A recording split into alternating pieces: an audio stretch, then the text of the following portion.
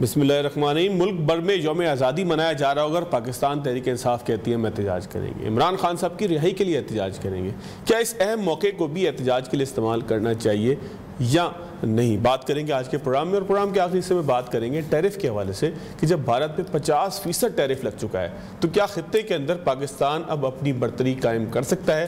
क्या अमेरिका के लिए पाकिस्तान सबसे बेहतर और सबसे अच्छा सप्लायर बन सकता है? बात करेंगे आखिरी हिस्से में प्रोग्राम के, और हमारे साथ होंगे मारूफ ताजर SM तनवीर साहब। मेरे साथ मौजूद है नियाजुल्लाह नियाजी साहब, तर्जुमान है बानी तहरीक इंसाफ के, और साथ साथ मुझे पाकिस्तान मुस्लिम लीग नून से ज्वाइन किया अली गौहर बलोच साहब ने। बलोच साहब सर आपका भी शुक्रिया, नियाजी साहब सर आपका भी शुक्रिया। नियाजी साहब आप ही फरमाइएगा सर, क्योंकि आप लोगों के जो मुख्तलिफ ऐलानात हैं वही सवाल पैदा करते हैं, तो फिर सवाल के ऊपर क्लैरिफिकेशन भी आप लोग दे दें और फिर उसके बाद पॉलिटिकल तजिया ज़रूर हम नून से ले लेंगे। सर सवाल ये पैदा होता है कि 5 अगस्त को एहतजाज आपने किया, क्या आप समझते हैं कि उसके मकासद नाकाम हुए या कामयाब हो गए कि जिसके बाद उसका दूसरा फेज़ आ गया? हालांकि वो आर या पार का उसमें नारा लगाया गया था, ना आर हुआ ना पार हुआ। अब जब 4 टुकड़े हो गए मामलात के, तो फिर क्या 14 अगस्त को एहतजाज बहुत शदीद होगा?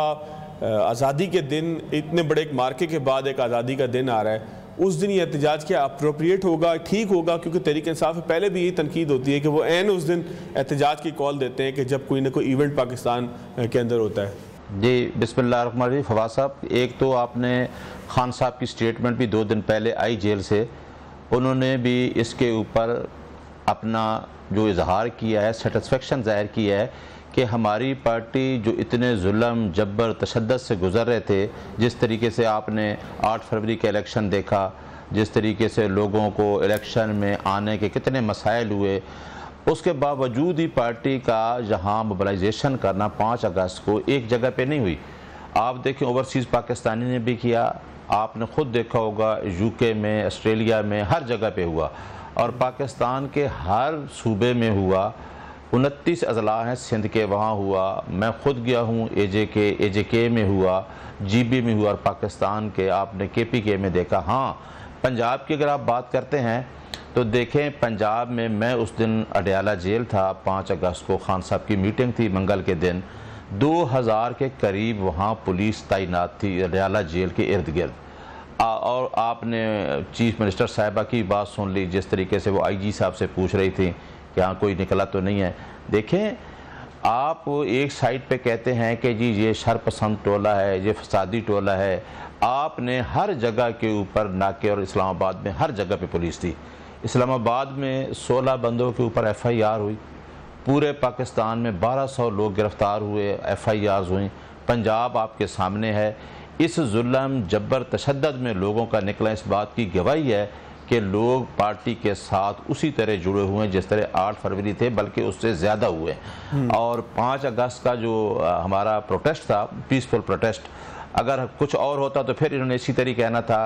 पहले ही इनकी आवाज़ें आना शुरू हो गई थी कि देखें जी, आप अगर बाहर निकले तो हम 26 नवंबर से भी बुरा करेंगे। यानी एक बात तो एडमिट करते हैं कि हमने 26 नवंबर को आपके साथ जो कुछ किया वो उनकी कन्फेशन है।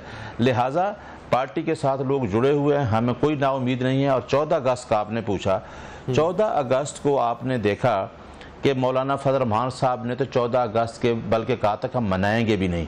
हमने कब कहा है कि हम पाकिस्तान की आज़ादी नहीं मनाएंगे? हम वो लोग हैं जो यकीन रखते हैं, बिलीव रखते हैं आइन की बालादस्ती, कानून की हुक्मरानी और पाकिस्तान की सालमियत और दिफा पर।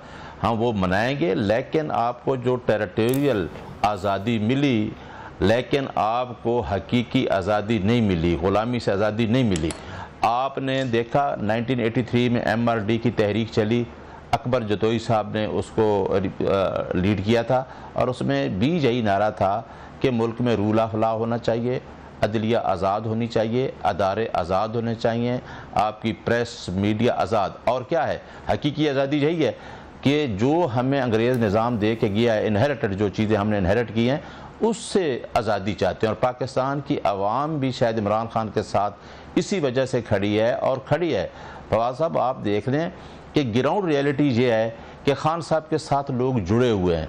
लार्जेस्ट पार्टी है पाकिस्तान की, और मेरा ख्याल है कि खान साहब ही आवाम को, 25 करोड़ आवाम की रिप्रेजेंटेशन और जो उम्मीद है वो इमरान खान है। हम 14 अगस्त को कोई ऐसी पीसफुल प्रोटेस्ट, मैं बिलीव करता हूँ, मैं अदलिया की तहरीक में भी रहा, हम बिलीव करते हैं कि पीसफुल प्रोटेस्ट होगा और नारा हमारा स्लोगन वही है कि हकीकी आज़ादी।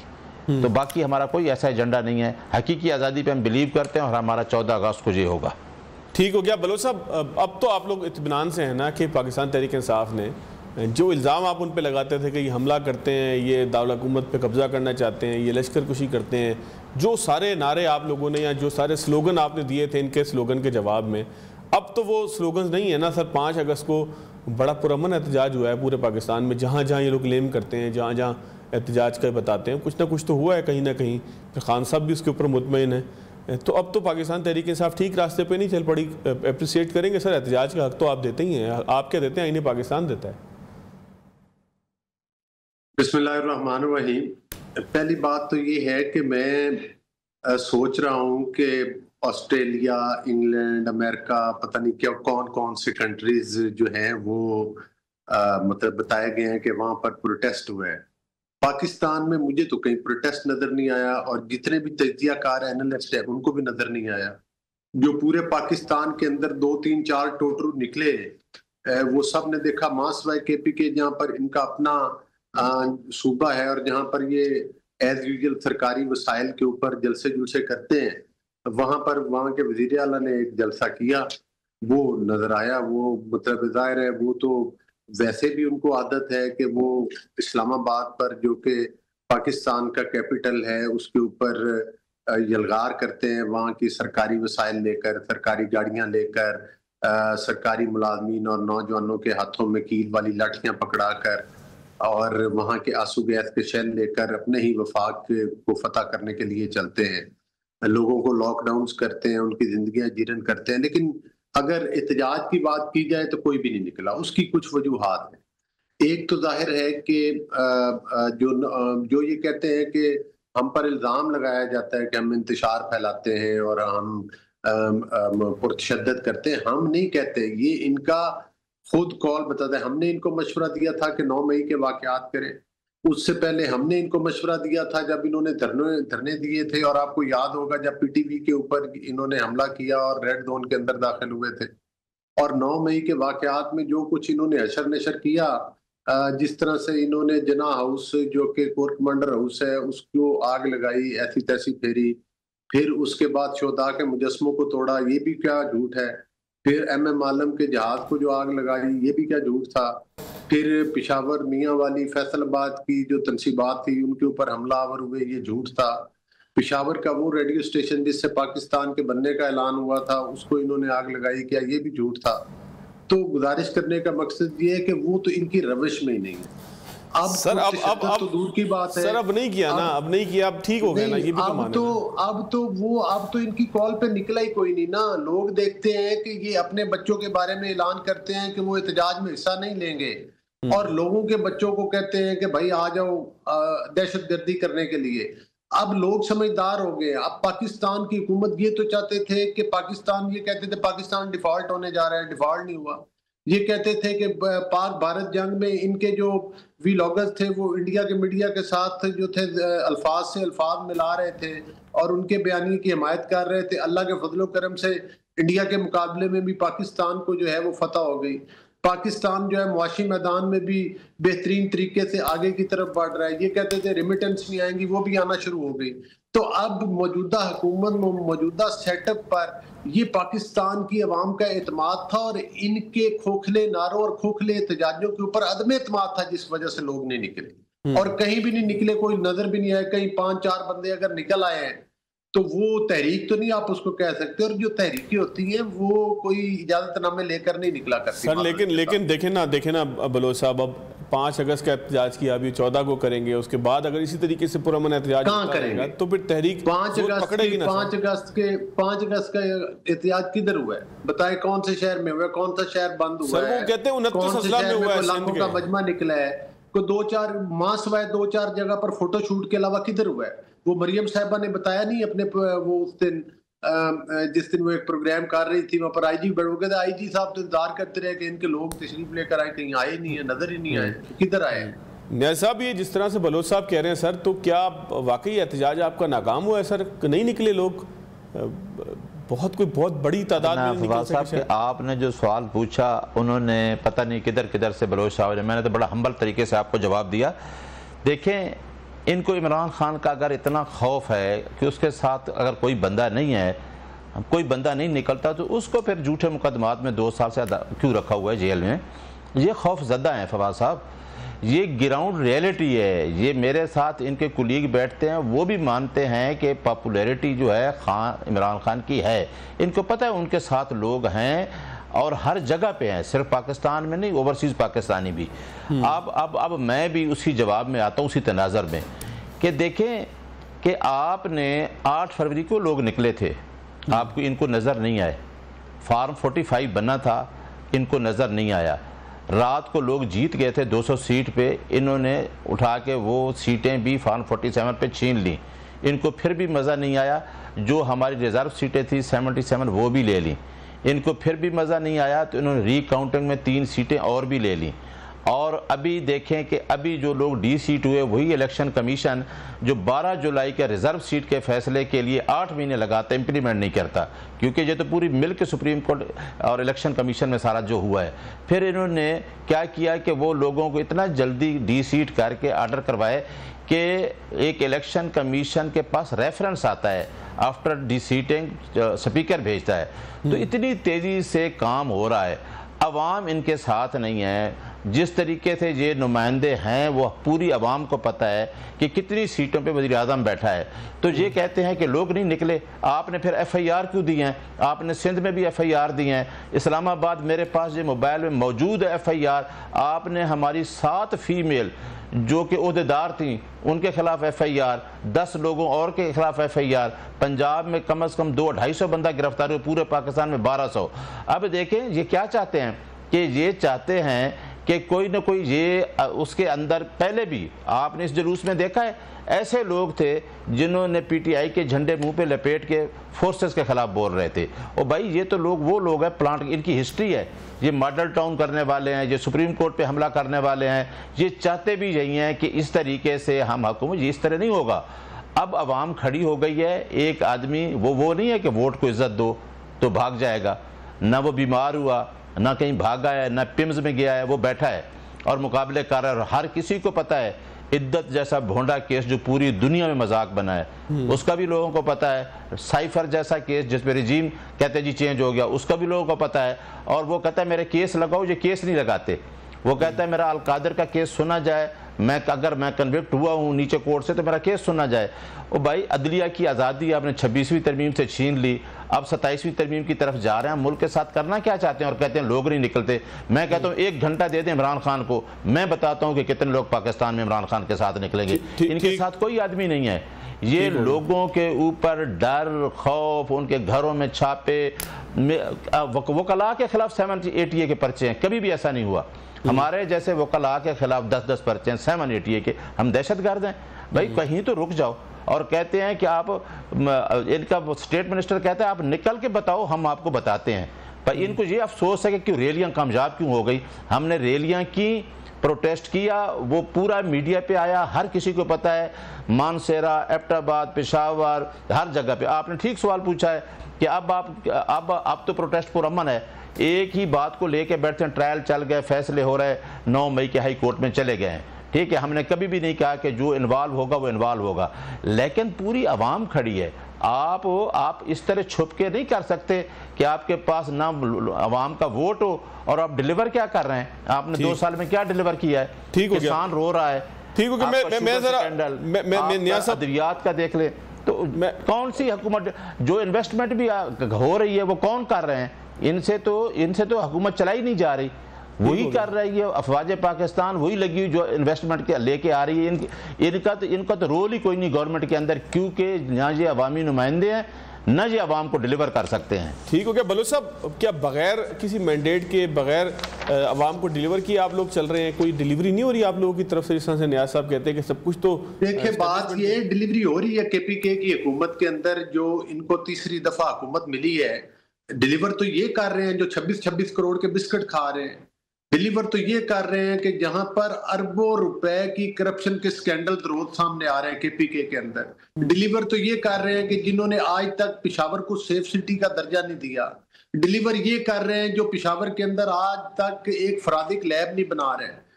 पूरा केपीके इलाज करवाने के लिए इस्लामाबाद और दीगर सूबों के अंदर जाता है, वहां पर ये कोई अच्छा हॉस्पिटल नहीं बना सके, ये डिलीवर कर रहे हैं। स्कूल इनके बंद पड़े हुए हैं, कहीं पर बेसिक जो है वो सहूलतें तक नहीं है स्कूलों के अंदर, ये चीज डिलीवर कर रहे हैं। तो देखिए, गुजारिश करने का मकसद ये है कि ये आज तक कहते हैं कि जनाब ये एहतजाज वो एहतजाज, भाई ये एहतजाज जो कर रहे हैं ये तो गुंडागर्दी करते और इंतशार फैलाते हैं। अब जाहिर है हुकूमत का काम है लोगों के जानो माल के तहफ़्फ़ुज़ करना, तो वो क्या इन दहशतगर्दों को इजाजत दे दें कि ये दोबारा आए और जेल तोड़ दें? ये तो कहते थे कि हम जेल तोड़कर उनको रिहा करवा लें, तो क्या इनको ये इजाजत दे दें कि ये जनाब अडयाला की तरफ जाए और जेल तोड़ दें? तो लिहाजा अब 9 मई के वाकयात दोहराने की और पीटीवी पर हमले करने की और पेशावर का रेडियो स्टेशन जलाने की अब इन इंतशार पसंदों को इजाजत नहीं दी जा सकती।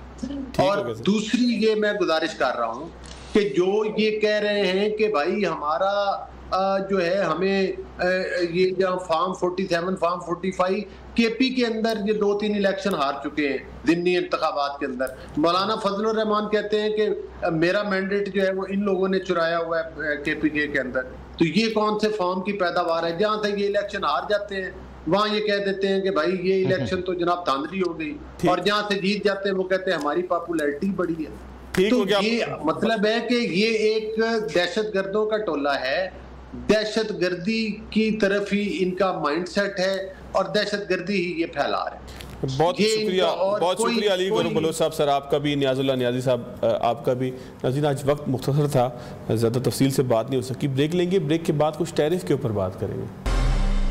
ब्रेक के बाद खुशामदीद। एसएम तनवीर साहब हमारे साथ मौजूद हैं, यूबीजी के सरबराह हैं जो बरसर इक़्तिदार ग्रुप है एफपीसीसीआई के अंदर। एसएम साहब, तनवीर साहब बहुत शुक्रिया सर आपके वक्त का। सर सवाल ये पैदा होता है कि टैरिफ भारत पे लगे 50%, उसके बाद पाकिस्तान के लिए जो अपॉर्चुनिटी खुलती है, एक रास्ता खुलता है, क्या सूरत हाल बन सकती है? क्या हम कर सकते हैं कि जिसकी बुनियाद पे हम ये कह सकें कि भारत से जो दूर जाने वाला बिजनेस है हैवी टैरिफ की वजह से वो पाकिस्तान आ जाएगा, पाकिस्तान को फ़ायदा होगा? सर बिस्मिल्लाहिर्रहमानिर्रहीम, बहुत अच्छा आपने पॉइंट उठाया, क्योंकि अभी हम एक प्रेस कॉन्फ्रेंस भी यही करने जा रहे हैं। देखिए, इस वक्त इंडिया पे जो टैरिफ लग गया तो पाकिस्तान के लिए टेक्सटाइल की जितनी बड़ी अपॉर्चुनिटी है वो जिंदगी में कभी फिर नहीं आएगी। अगर हम इसको सही तरीके से वेल नहीं करेंगे तो ये कारोबार वियतनाम में शिफ्ट होगा, ये सारा कारोबार बांग्लादेश में शिफ्ट होगा। अब हमारे को करने के लिए, आई अंडरस्टैंड कि पाकिस्तान में अगर 19% टैरिफ है और बांग्लादेश में अगर 20% टैरिफ है, वियतनाम में अगर 20% टैरिफ है, 1% हम कम हैं, मगर क्या मेरी बिजली 9 सेंट की हो गई? वहां पर तो 6 सेंट की है, 6.5 सेंट की है। क्या मेरा बैंक इंटरेस्ट सिंगल डिजिट आ गया? वहां पर तो 4% है, 5% है।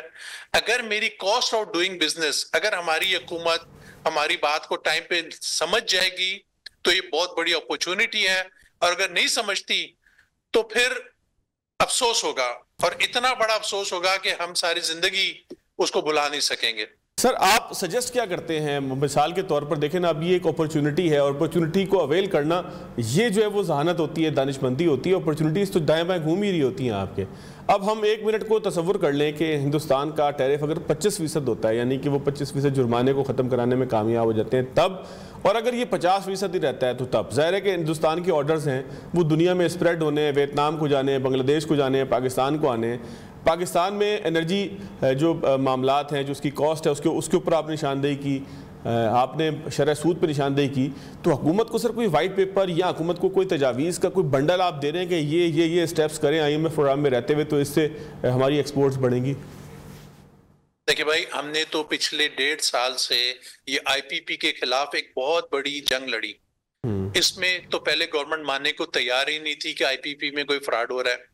उसके बाद गवर्नमेंट को समझ आई कि 1.1 ट्रिलियन रुपए का 1.1 जी का जो फ्रॉड हो रहा है वो गवर्नमेंट ने उससे एग्री किया, और एग्री करके एज ऑफ टुडे जितने भी IPP थे वो सारे कॉन्ट्रैक्ट खत्म हो गए। अब जब कॉन्ट्रैक्ट खत्म हो गए तो क्या बिजली सस्ती हुई?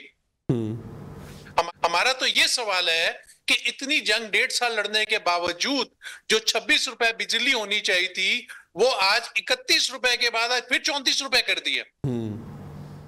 तो अगर आप हमें रीजनली कॉम्पिटिटिव नहीं करेंगे तो हम तो नहीं लड़ सकते ना। बांग्लादेश और वियतनाम पे 1% का फर्क है।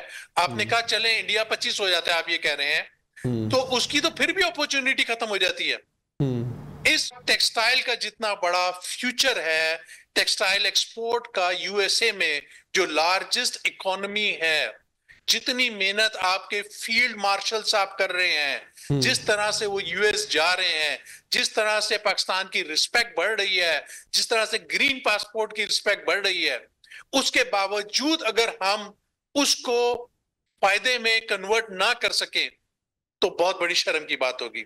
हमारे गवर्नमेंट को चाहिए, हमें प्रॉब्लम ये आया है कि गवर्नमेंट को समझाने में सालों साल लग जाता है। ईएफएस की एक स्कीम आई, 1.5 साल लगा गवर्नमेंट को समझाने के लिए, जिसकी वजह से इंडस्ट्री बर्बाद हो रही है, जिसको एक्सपोर्ट फैसिलिटेशन स्कीम कहते थे। अब जाकर अल्लाह अल्लाह करके उसका नोटिफिकेशन रिवाइज हुआ है। 1.5 साल में जितना नुकसान हुआ तो हम सवाल तो पूछें कि क्यों 1.5 साल में नुकसान हो गया। और अब अगर आप जब आईपीपी आपने कैंसिल कर दिए, गवर्नमेंट प्राउडली बोल रही है कैंसिल हो गए, वो पैसा किधर है? वो पैसा इंडस्ट्री को अगर आप नहीं देते, आप 9 सेंट की बिजली नहीं करते, आप सिंगल डिजिट इंटरेस्ट रेट नहीं करते, तो हम कॉम्पीट नहीं कर सकते। हमारी इंडस्ट्री बिल्कुल गेयर्ड अप है, हम बिल्कुल तैयारी पे हैं, हम फौरी तौर पे ऑर्डर्स पकड़ सकते हैं। मगर हो ये रहा है कि दुनिया में जो बड़े बड़े बायर्स हैं वो पाकिस्तानियों को बुलाते तक नहीं है, क्योंकि उनको पता है हमारी कॉस्ट ज्यादा है। दुनिया में अगर आपको मैं मिसाल दूंगा, उसने एक $100 की प्रोडक्ट लेनी है तो वो निगोशिएट करता है कि 99 पे मिलेगी, 99.5 पे मिलेगी। मैं पाकिस्तान से जाता हूं, भाई मेरे को 115 पे दे दो, मेरे मुल्क में बिजली की चोरी हो रही है, मेरे मुल्क में इंटरेस्ट रेट बहुत ज्यादा है। वो कहते हैं हमारा टाइम भी जाया नहीं करो, हमारे पास आने का भी वक्त नहीं जाया करो, तो उनको भी हमारी कॉस्टें पता है। तो ये अपॉर्चुनिटी हमारी गवर्नमेंट को वेल करनी चाहिए। खुदा के वास्ते गवर्नमेंट इस बात को समझे, ना तो 1.5 साल जाया कर दे। ये तो दिनों के फैसले हैं, दिनों के फैसले। तो सर अब क्या करना चाहिए हुकूमत को? इंडस्ट्री के लिए अलग रेट देना चाहिए, कोई यूनिफॉर्म टैरिफ होना चाहिए, क्या होना चाहिए? इसमें गुंजाइश कहाँ निकलती है? आईएमएफ हमें कहाँ तक रियायत दे सकेगा? इसके अंदर क्या समझाने की जरूरत है आईएमएफ को? देखिए सर, आईएमएफ कहती है कि हमने कोई रिबेट नहीं देनी, क्योंकि आईएमएफ ने आपको पैसा दिया हुआ, IMF is just a bank. वो आपके बजट को देखती है, जो आप बजट में अकाउंट फॉर करते हैं कि भाई जो आपने जबान दी है वो पूरी कर रहे हैं कि नहीं कर रहे।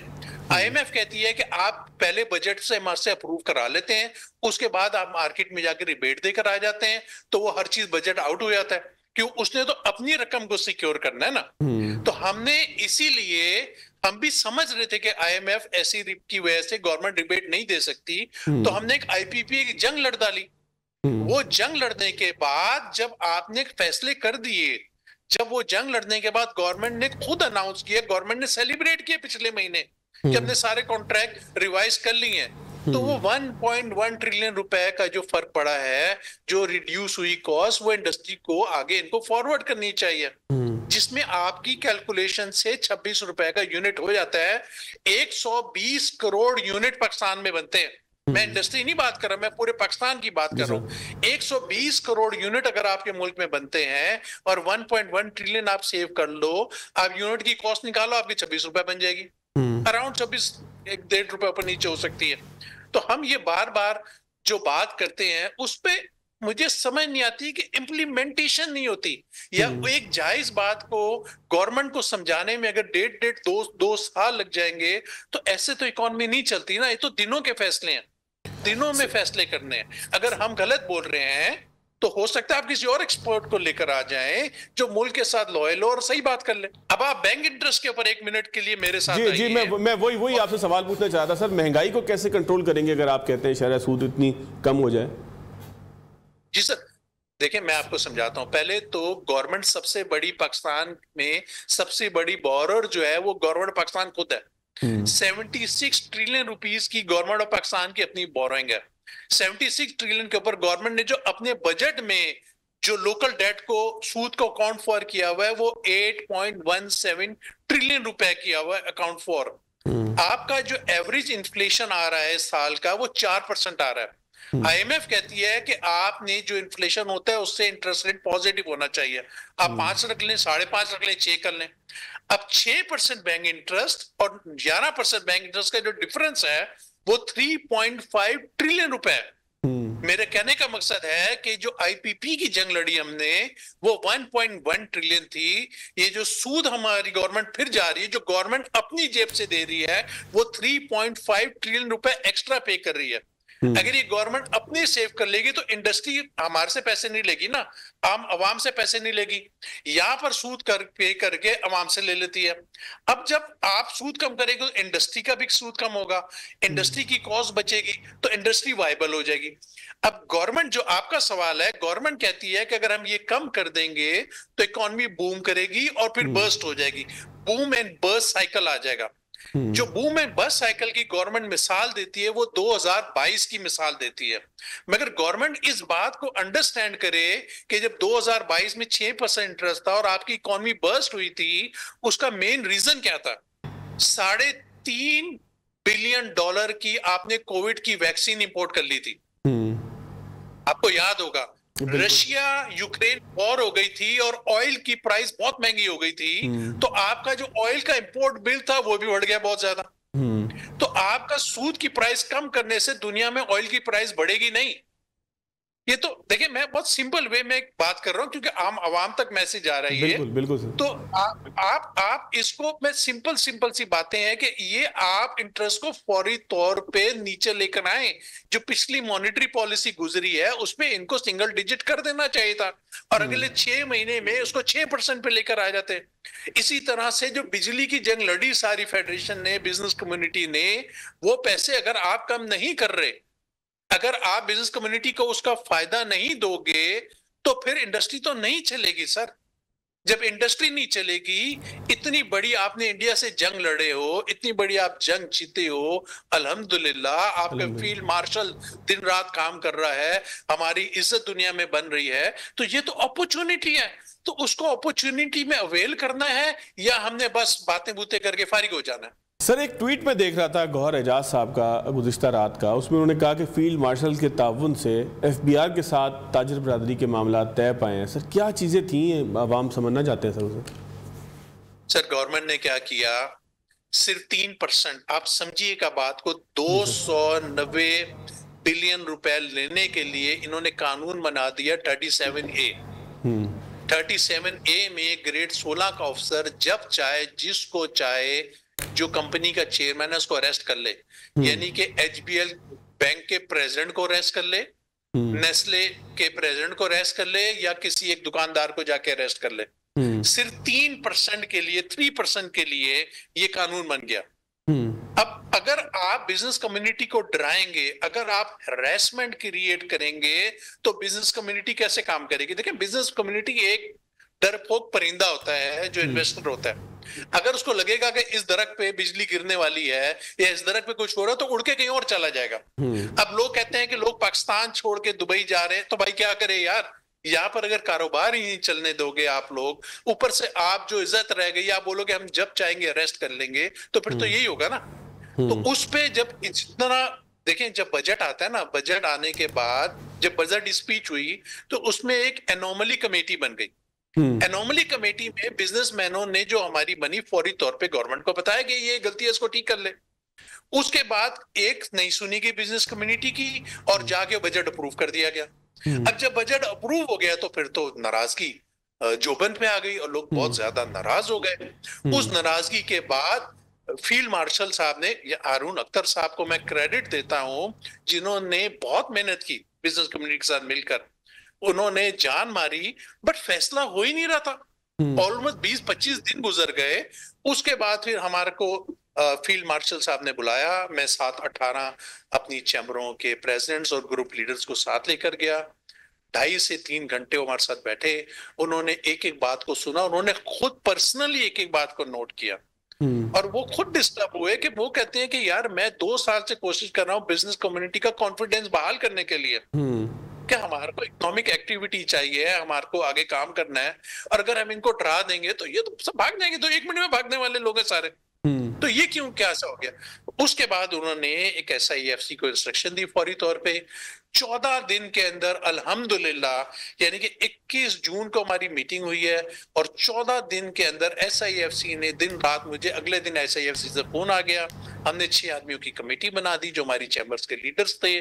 14 दिन में, और आखिरी दिन तो 1:45 बजे तक बैठे और सारे के सारे मसले हल हो गए। देखिए, हम भी टैक्स देना चाहते हैं, हम पाकिस्तानी हैं, चाहते हैं कि टैक्स दिया। लास्ट ईयर 2.5 ट्रिलियन रुपए टैक्स एक्स्ट्रा लिया गया है। तो किसने दिया? बिजनेसमैन ने दिया ना, तो हम तो टैक्स दे रहे हैं ना। मगर आप साथ बोलोगे कि आप अंदर कर दोगे, या आप कहते हो कि ग्रेड 16 का अफसर आकर आपको अंदर कर देगा, हैरेसमेंट क्रिएट होगी।